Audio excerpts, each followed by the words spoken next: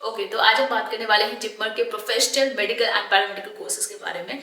यहाँ complete list आप देख पाएंगे यूजी एंड पीजी कोर्सेज के लिए, और एडमिशन प्रोसेस भी हम डिस्कस करेंगे। जैसे कि जिपमर की जो काउंसलिंग होती है वो ऑफलाइन होती है, तो अगर आप काउंसलिंग के बारे में डिटेल इन्फॉर्मेशन लेना चाहते हैं तो उसके लिए एक सेपरेट वीडियो है, डिस्क्रिप्शन बॉक्स में आपको लिंक मिल जाएंगे। जितने भी रेलिवेंट वीडियोस होंगे वो मैं आपको प्रोवाइड कर दूंगी डिस्क्रिप्शन बॉक्स में, ठीक है। सबसे पहले मैं आपको यहाँ पे प्रोफेशनल मेडिकल कोर्सेज के बारे में बताऊंगी।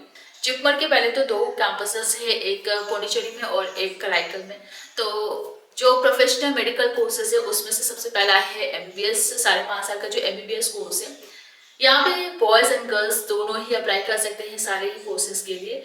एमबीबीएस के लिए आपको नीट एंट्रेंस देना पड़ता है, नीट यूजी का एंट्रेंस दोगे और आप एमसीसी की काउंसलिंग होती है उसके थ्रू आप जिपमर में एडमिशन ले पाते हो, ठीक है। एमबीबीएस के बाद आप एमडी कर सकते हो या फिर एमएस कर सकते हो। एमडी एमएस आपका 3 साल का कोर्स होता है और 24 स्पेशलिटीज है यहाँ पे। INI CET के थ्रू आप एडमिशन ले पाते हैं, institute of national importance combined entrance test. उसके बाद है डीएम MCH, ये भी आपका 3 साल का कोर्स है, 21 स्पेशलिटीज है और यहाँ पे INI SS के थ्रू एडमिशन ले सकते हैं। सुपर स्पेशलिटी एंट्रेंस टेस्ट होता है। देन इसके बाद अगर हम कोर्सेज की बात करें तो PDF है, पोस्ट डॉक्टरल फेलोशिप एंड एक प्रोग्राम है आपका PDCC, post doctor certificate courses. इसमें टोटल 18 स्पेशलिटीज है एंड PDF जो है पोस्ट डॉक्टर फेलोशिप, इसमें आप MD MS के बाद अगर आप चाहते हो तो ये एक एडवांस ट्रेनिंग है जो कि 2 साल का होता है। बट अगर आप DM या MCH के बाद जाते हो तो 1 साल का आपका ट्रेनिंग होता है, एडवांस ट्रेनिंग। देन अगर हम PDCC की बात करें तो यहाँ पे भी 1 साल का आपका एडवांस ट्रेनिंग होता है, आप MD MS के बाद जा सकते हो। तो नेक्स्ट है MDS, डेंटल में आप MDS कर सकते हैं, यहाँ पे INI CET का एंट्रेंस देना होता है। इसके बाद पैरामेडिकल कोर्स की बात करते हैं तो काफी स्टूडेंट्स ऐसे हैं जो जिपमर से पैरामेडिकल कोर्स करना चाहते हैं। नीट यूजी एंट्रेंस के थ्रू आप BSc नर्सिंग कर सकते हैं एंड यहाँ पे बॉयज एंड गर्ल्स दोनों ही एलिजिबल है BSc नर्सिंग के लिए।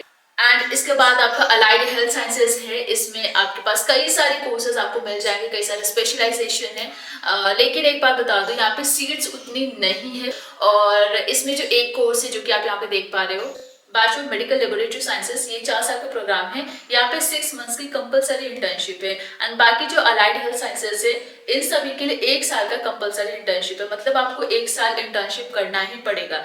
और BSc नर्सिंग के लिए ऑप्शनल इंटर्नशिप है, 4 साल का कोर्स है विद ऑप्शनल इंटर्नशिप। इसके बाद PG पैरामेडिकल कोर्सेज की लिस्ट यहाँ पे है। MSc नर्सिंग आप यहाँ से कर सकते हैं एंड MSc नर्सिंग में कई सारे स्पेशलाइजेशन है, आप यहाँ पे देख पा रहे हो। पेडियाट्रिक नर्सिंग से आप MSc कर सकते हैं, community health nursing, psychiatric nursing या फिर और भी चीजें हैं। Then MSc allied health sciences में आपको ये सारे स्पेशलाइजेशन, ये सारे कोर्सेज मिल जाएंगे और यहाँ पे MPH भी होता है, मास्टर ऑफ पब्लिक हेल्थ। उसके बाद यहाँ पे आप डिप्लोमा या फेलोशिप कोर्सेज भी कर सकते हैं। जिपमर एंट्रेंस के थ्रू हर साल यहाँ पे एडमिशन होता है। पोस्ट बेसिक डिप्लोमा कर सकते हैं नर्सिंग में जो कि 1 साल का कोर्स है, यहाँ पे सिर्फ और सिर्फ 19 सीट्स है। Then post graduate diploma in genetic counselling 1 साल का है। Post graduate fellowship in family planning, ये भी आपका 1 साल का है। सीट्स आप देख पा रहे हो, ज्यादा सीट्स अवेलेबल नहीं है इन पर्टिकुलर डिप्लोमा या फेलोशिप कोर्स के लिए। उसके बाद सर्टिफिकेट कोर्सेज भी है जिसमें आपका डायरेक्ट एडमिशन होता है हर साल, यहाँ पे कोई एंट्रेंस आपको नहीं देना होता है। तो टोटल 40 सीट्स है। तो BSc नर्सिंग जैसे मैंने आपसे कहा कि बॉयज एंड गर्ल्स दोनों कर सकते हैं, लेकिन बॉयज के पास उतनी अपॉर्चुनिटीज नहीं होती है। यहाँ अगेन आप देख पा रहे हो जिपमर में भी उतनी सीट्स नहीं है। BSc allied health science course के लिए यहाँ पे 87 सीट्स है एंड पर्टिकुलर कोर्स के लिए कितनी सीट्स है वो आप यहाँ पे देख सकते हैं। क्वालिफिकेशन की बात करते हैं, जिपमर से अगर आप यूजी मेडिकल या पैरामेडिकल कोर्स परस्यू करना चाहते हैं तो उसके लिए आपको 12th PCB स्ट्रीम से पास करना होता है, मिनिमम 50% रिक्वायर्ड है एंड इंग्लिश भी आपके 12th में होनी चाहिए। एप्लीकेशन फॉर्म की बात करें तो फेब के लास्ट वीक में या मार्च के मंथ में आ सकता है। तो जब भी नोटिफिकेशन आए आप रेगुलर बेसिस पे ऑफिशियल साइट को विजिट कर सकते हैं। तो आपको साइट पे अपडेटेड रहना है ताकि आप टाइम पे फॉर्म फिल कर पाओ। आपको 25 डेज अप्रोक्सीमेटली मिलता है फॉर्म फिल करने के लिए। तो यहाँ पे जो काउंसलिंग होती है, MBBS की काउंसलिंग MCC कराती है, ठीक है।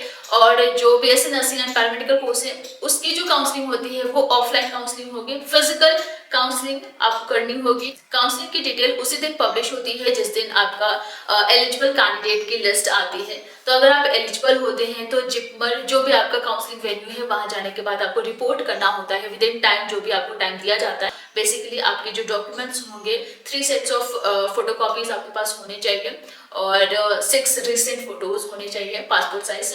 और जो डॉक्यूमेंट्स है वो आपको ऑफिशियल साइट जब भी नोटिफिकेशन आएगा वहाँ सारी डिटेल्स रहेगी, सारे डॉक्यूमेंट्स रहेंगे, वो सारे डॉक्यूमेंट्स आपको प्रिपेयर करने होंगे। ठीक है, तो ऑफलाइन काउंसलिंग होगी पैरामेडिकल कोर्सेज के लिए। काउंसलिंग के टाइम जब आपको सीट अलॉट हो जाता है तो डॉक्यूमेंट सबमिट करने के साथ साथ आपको फीस भी पे करना होता है सेम डे ही। और ये सारे चार्जेस आप देख सकते हैं यहाँ पे। कॉशन डिपॉजिट जो है जैसे आपका कोर्स कंप्लीट हो जाता है तो आपको रिफंड कर दिया जाता है। बाकी ये सारे अमाउंट्स 11,410 रुपीज़ आपको अलॉटमेंट के बाद सबमिट करना पड़ेगा। आप ऑनलाइन पेमेंट कर सकते हैं। और कोई डाउट हो आपको काउंसलिंग से रिलेटेड डेफिनेटली आप हमें पूछ सकते हैं।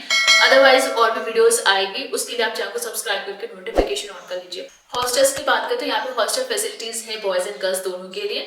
तो ये डिपेंड करता है आप पे, क्योंकि यहाँ पे फर्स्ट कम फर्स्ट बेसिस पे आपको हॉस्टल मिलेगा। बॉयज एंड गर्ल्स के लिए यहाँ पे सेपरेट हॉस्टल रहेगा। हॉस्टल फीस की बात करें तो हर साल आपको यहाँ पे एस्टैब्लिशमेंट चार्जेस देने पड़ेंगे जो कि नॉन रिफंडेबल है, 6,000 रुपीज़ हर साल, plus hostel caution deposit and mess deposit जो है ये आपकी रिफंडेबल अमाउंट है। इन केस कभी वेकेशन होता है तो वहाँ पे आपको रिफंड हो जाता है। एंड रूम रेंट की बात करते हैं, यहाँ पे इलेक्ट्रिसिटी चार्जेस इंक्लूडेड है, तो 6,000 आपको पे करना होगा पर ईयर। सो जब आपका अलॉटमेंट होगा उस टाइम 20,000 अमाउंट आपको पे करना होता है। सब्सिक्वेंट ईयर्स की बात करते हैं यहाँ पे 12,000 या फिर 15,000 आपकी हॉस्टल फीस रहेगी। और कोई डाउट हो आपको जिप्मर से रिलेटेड वो आप मुझे कमेंट सेक्शन में पूछ सकते हो। और नेक्स्ट जिस भी करियर के बारे में या इंटरेस्ट के बारे में, कॉलेजेस के बारे में जानना चाहते हो वो भी आप हमें बता सकते हो। सो आज का बस इतना, करते हैं नेक्स्ट।